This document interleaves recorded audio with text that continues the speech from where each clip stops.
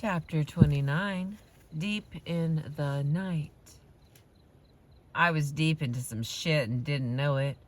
I thought I was leaving with the best Tarzana had to offer. I sold myself a bill of goods. Sam was a great salesman. And off we went, shack up in Topanga Canyon, living in an apartment with a couple of my musicians. I also discovered I was pregnant. I was glad.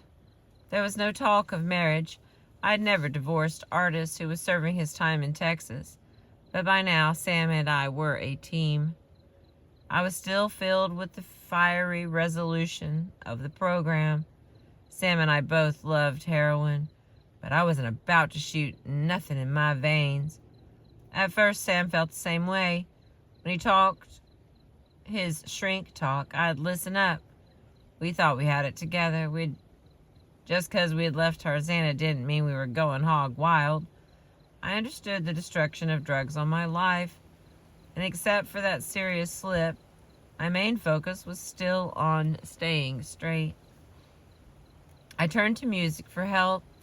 In 1976, I ran in New Jersey, very pregnant, where I cut what would be the last of my album for Chess, which had actually been taken over by Joe Robinson and all platinum records.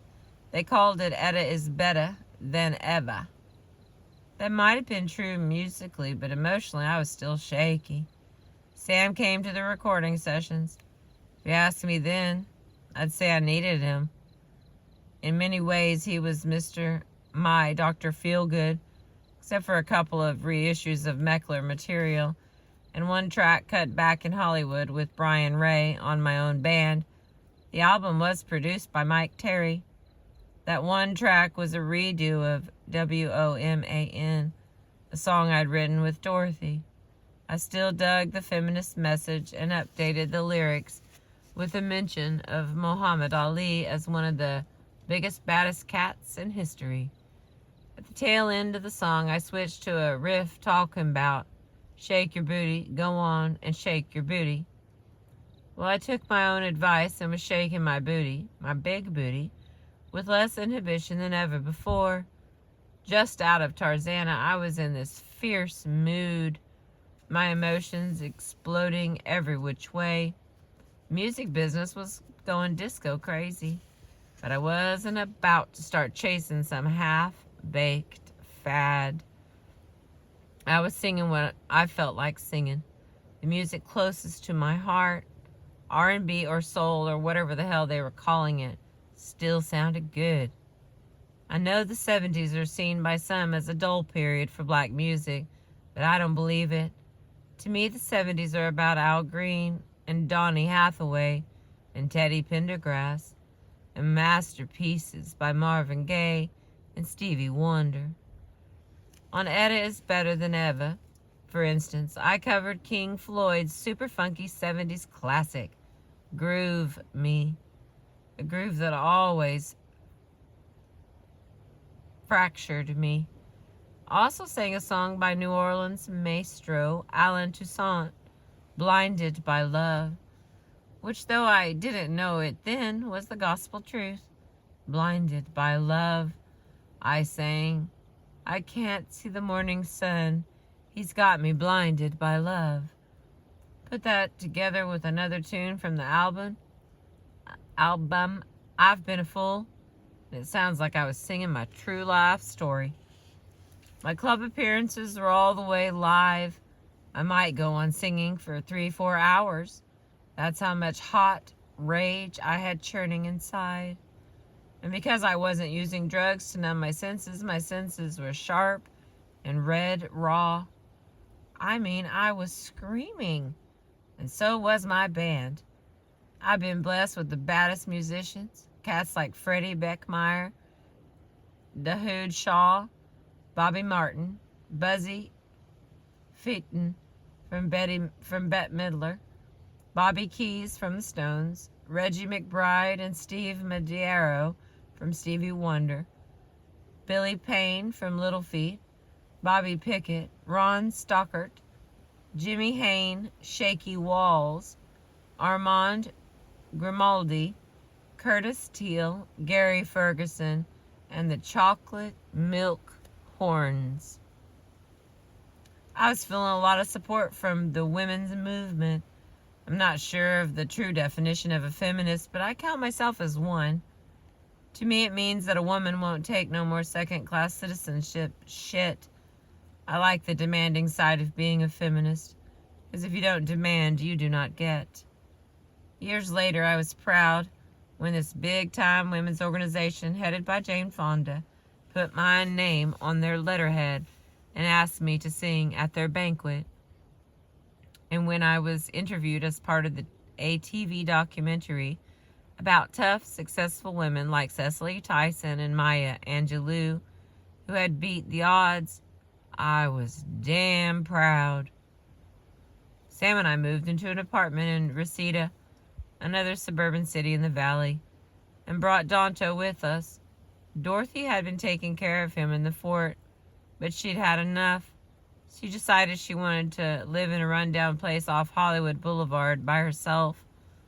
I was feeling strong enough to care for my son, and I was also feeling more comfortable in the valley, which I saw as a scene of my rehabilitation. The fort meant South Central, and South Central meant drugs. I settled in for a long period of sobriety and felt good about the future. This pregnancy was much calmer than my first. On April 5th of 1976, I gave birth to my second son. We called him Sameto for Sam and Etta. He was beautiful and healthy, and even though Dorothy was convinced he was the devil's child, when we brought him home, she didn't like Sam any more than Artis. She finally came round and started doting like a regular grandmother. That July, I went off to Europe to play the Montreux Festival in Switzerland.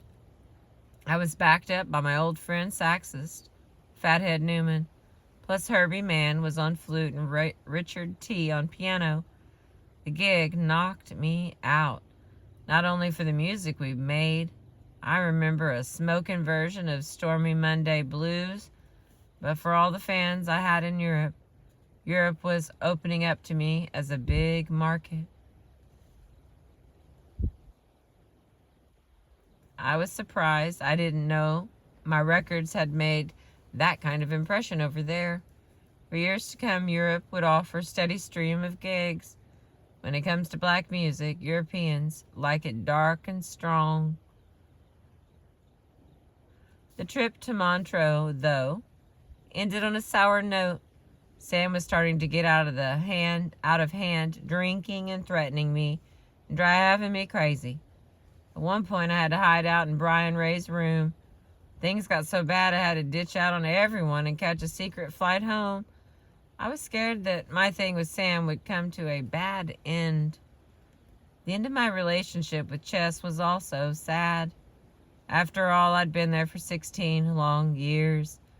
As time went on, my feelings became even more mixed. Many of the records I cut for the label were recognized as classics and still sold all over the place. You don't even think about royalties, not a red cent. That pissed me off, but Leonard saw me through some raunchy times, trying his best to keep me straight. Leonard held down the fort. Besides, Chess was where I went from being a teenage rock and roller to a mature singer. It was at Chess where I gained the confidence to sing anything. But in 1978, Chess was the past and my future was uncertain. Yet I wasn't worried. When it comes to record deals, I've never been over concerned. I've been blessed with lots of fans.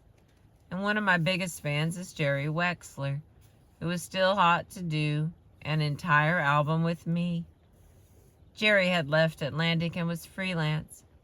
His contacts among the music biz big shots were superb. It didn't take much for him to convince Mo Ostin to give me a one-record deal on Warner Brothers. The result was kicking. Maybe my best record to date. But the process wasn't easy. The more I got to know Jerry, the more I loved and resented him. He was funny and cute and brilliant and knew everything that there is to know about black music, starting from the Stone Age. Let me get us some more light here.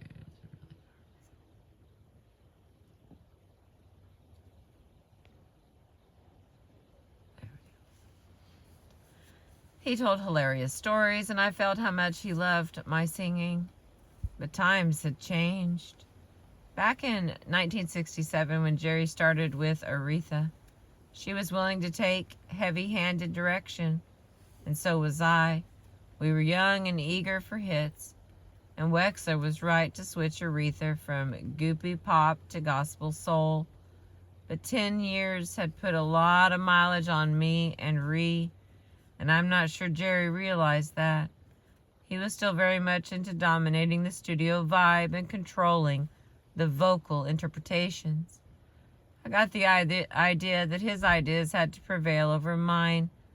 The result was a mini war of wills. I let Jerry win. I did that not only because his musical preparation was deep, but also because politics is important. He was connected to the big promoters, and I wanted this album to be promoted right. I ain't above kissing ass. As I said before, everyone's got to do it. It's just a matter of whose ass I decide to kiss, because I'm sure as hell not kissing everyone's. Jerry came to LA to cut the album at Cherokee Studios. After one of the tunes, we called it Deep in the Night, a title that fit my mood. I wanted the record to be a reflection of where I'd been in the past few years.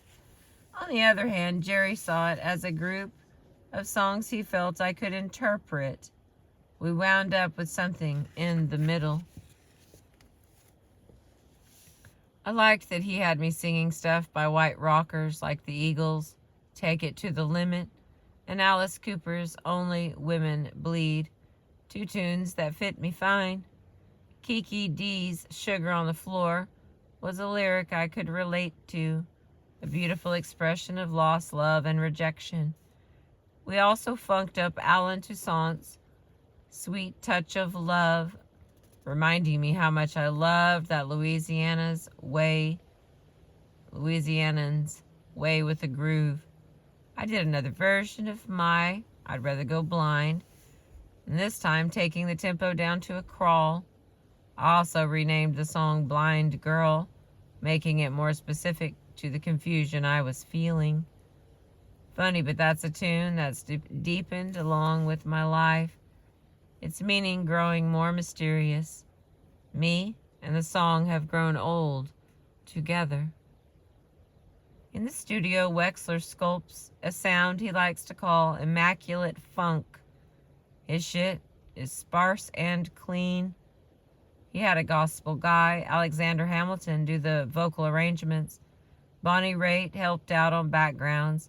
And in fact, a gospel song, Strange Man, by Dorothy Love Coates, turned out to be one of the best things on the record. It's the story of a miracle man in the mold of the Lone Ranger, a stranger who shows up, does his good deed, and splits. Except the miracle man is Jesus himself, transported from the Holy Land to the Deep South. As the singer says, I'm just glad he stopped by in Alabama, glad he stopped by one Tuesday evening and blessed my soul and gone. Another mystery man showed up in the middle of the Wexler sessions, Bob Dylan. Like Jesus, he just happened to drop by the Tuesday evening to tell me he was a fan and play Wexler some of his new ideas. Bob had just entered into his heavy born-again period, so Jesus was much on his mind.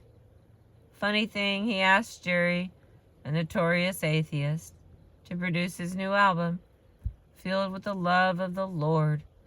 That record, Slow Train Comin', featured Gotta Serve Somebody, my favorite Dylan tune, which years later I wanted Wexler to produce on me, only to have Jerry refuse because the song was too religious. Critics dug deep in the night, although it didn't sell well. At least not well enough for Warner's to want another record from me. I didn't care. The push and pull with Wexler was good for me. In the past, I'd been indulged by producers over-anxious to please me. Not Jerry Wexler. Was a control freak. And I learned from the experience.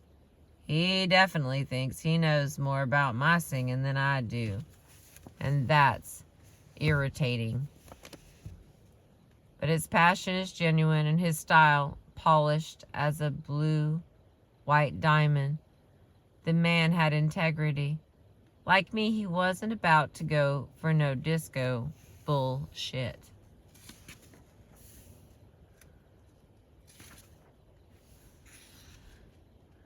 Alright, I'm going to stop there because it is getting dark. And I will finish this chapter. We are on page 227, From Rage to Survive. It's Etta James. And chapter 30 will be Like a Rolling Stone, but I'm going to finish 29. It is too dark. Okay. Thank you for being with me. I appreciate you.